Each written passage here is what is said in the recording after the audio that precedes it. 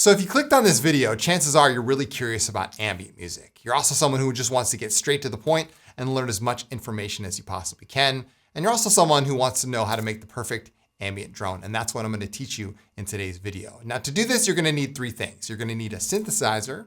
You're going to need a free plugin called PaulXStretch, and you're also going to need a reverb. So if you got those three things, you can go ahead and get started. Now, if you stick around at the end of this video, I'm going to show you some bonus tips that I use in my own ambient productions. All right, first things first here, I'm going to grab a synth. And the synth I'm going to use in today's example is Vital, because I think Vital is a great free synthesizer and everybody loves it. So what you're going to do is use the default sawtooth wave. And I think the most important point about ambient drone creation is note choice. So I'm going to play an A minor. You might start with an A minor chord.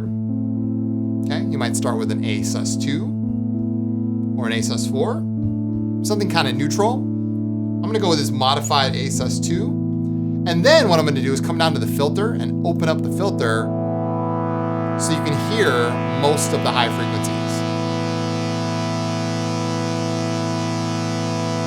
Perfect, we're off to a good start. Now, the second thing I'm going to do is add some voices of unison. Now, this is going to make copies of the waveform to give us a wider drone. So I'll say 5 voices of unison here on the oscillator, and I'll lower down the detune amount to around 8 or 9%. Okay, perfect.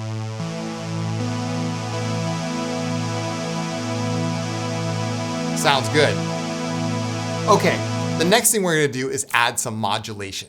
Now, to add modulation, you can use either the LFOs, but I'm actually going to use these random algorithms down here. So I'll put it in sync mode, stereo mode, and lower the tempo down to 1/1. And I'll drag this up to the oscillator, and I'll lower down the amount. And I'm going to choose harmonic stretch here. Okay, that's the spectral distortion mode. I'm also going to change this to formant, and I'll drag random 1 up to formant and lower down the amount. And that's going to sound like this. Excellent. Last step for more advanced users is come over to the advanced tab. You can drag random 1 up to the spectral spread and lower down the amount. And finally, the table spread, lower down the amount. Very good. Come back over to your voice tab. And there's the basis for our ambient drone. Okay. The next thing we're going to do is we're going to add PaulXStretch. Now, this is a time stretching plugin that really comes in handy, especially when making ambient drones. So I'm going to grab this. It's going to be in my multi-effects folder. We're going to drag it after our synthesizer here. And what we're going to do is we're going to activate PaulXStretch by turning on the headphone button over here on the right. And then we're going to play that chord that you chose earlier and hit record.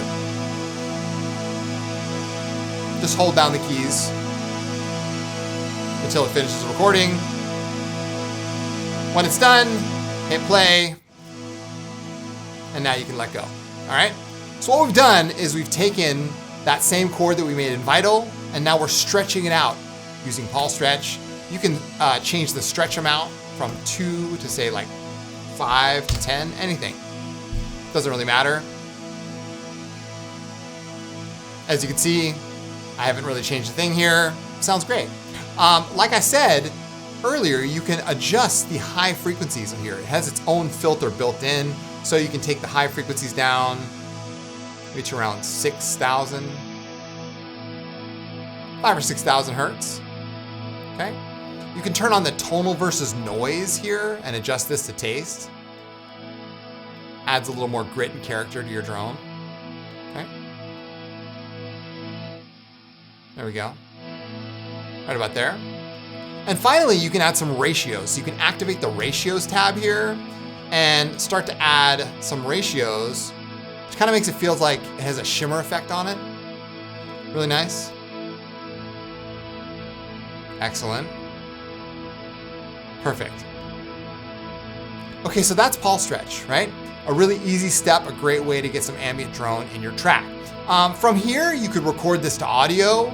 That might be a great way to get it in your track, or you could just leave it playing because it's just playing in the background.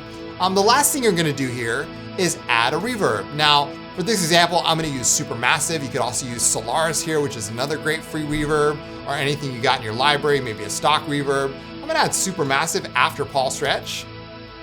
And we'll go ahead and open up, and we're going to change the mode from Gemini to Pallades. And we'll increase the delay to around 800 milliseconds. Increase the warp to around 80%. Increase the feedback, increase the density. And finally, increase the mix level to around 70%. And there you go. Any changes you make at this point to PaulXStretch is going to affect the overall sound of your drone. But yeah, that's pretty much it. Sounds great to me. You can add a compressor on the end if you want.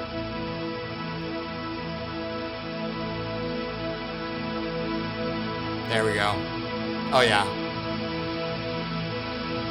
Now, I think one of the most important points about ambient drone creation is not forgetting the bass. So here's bonus tip number one. I'm gonna add a bass after our ambient drone, okay? So I'm gonna use Vital again, and we're gonna use somewhat of the same technique that we used on our drone, all right? So what I'm gonna do is choose a nice low fundamental note in the chord that I played earlier, and in this example, I'm gonna choose A. So first things first, I'm gonna change my filter from 12 dB to 24, and then I'll play a nice low A note, A0. And then I'll add some voices of unison here. So I'll add, say, 3 or 4 voices of unison and lower down the detune amount, even out the waveforms. And I'll use a similar technique where I'll change this to harmonic stretch, and I'll sync this up and drag it over to harmonic stretch, lower down the amount here. I'll also choose maybe squeeze. There we go. And you can hear that that bass note really fills out the drone. It gives it a nice solid foundation for it to live on. I use this in a lot of my tracks. Now you can adjust the levels of the bass, find a nice balance there. And to fill this out, what you could do is have the bass note go all the way across the track. You could also record it to audio and loop it that way, up to you. I'm gonna use the same reverb that I made earlier. I'll copy this over to the bass note track and paste it here. Gives us some more space. Lower down the mix level here. I'm gonna make a new MIDI clip just for this example. I'll say make it 8 bars long, change the fixed grid to 8 bars, and hit the right arrow key. That's gonna give me a nice low bass note. There we go. And now we have our drone, right? And this is really a great point to start on. So you could either add some sequences here, you can add some further pads, you can even add some field recordings. So that's one thing I love to do is use field recordings and ambient music. So we can come over here, I'm gonna grab, say, this recording of the Seaside. This is from Free to Use Sounds. I'll leave the link down below. And, you know, just listening to a field recording might be one thing, but you kind of want to tune it to the track, right? So you could come up here, double click it, and maybe change the pitch if you can find the fundamental. But one thing that I love to do is use a really good high quality EQ. And for me, that's the Pro Q4 from FabFilter. And what I love about it is it has a built-in keyboard on the bottom. So you can kind of scan through and see where your fundamental frequencies are and maybe grab, say, I don't know, A5, double click it here to make a node, and then increase the quality level and increase the gain. And what you're doing is you're adding artificial frequency, if you will, right? So now you can move that all around. You can move it to another A note. So you're sort of adding frequency where it's not there. But it might be kind of fun to add, you know, some hint that there's something else there, right? And maybe this sample is tuned to the actual key of your track, right? I love that. We'll leave that right there. Finally, we'll come over here and paste that same reverb after the EQ, open it up, and you can hear the way that EQ is interacting with the reverb. Creates a nice drone effect, adding more harmonics to your track. Anyway, that's my top techniques for making an ambient drone. Feel free to add other field recordings. You know, metal scrapes are good here. Sounds of water. Oh, listen to that. That's gorgeous. Or maybe a nice soft ambient pad over this. all are fair game. Anyway, if you like tutorials like this, I am on Patreon. I do tutorials like this every single week, so feel free to check it out. Link is down below in the description. And yeah, look forward to seeing you guys in the next video. Take good care. And as always, keep your heads in the clouds and your feet planted firmly on the ground. My name is Chris from Signs of Life. I will see you guys in the next video. Peace.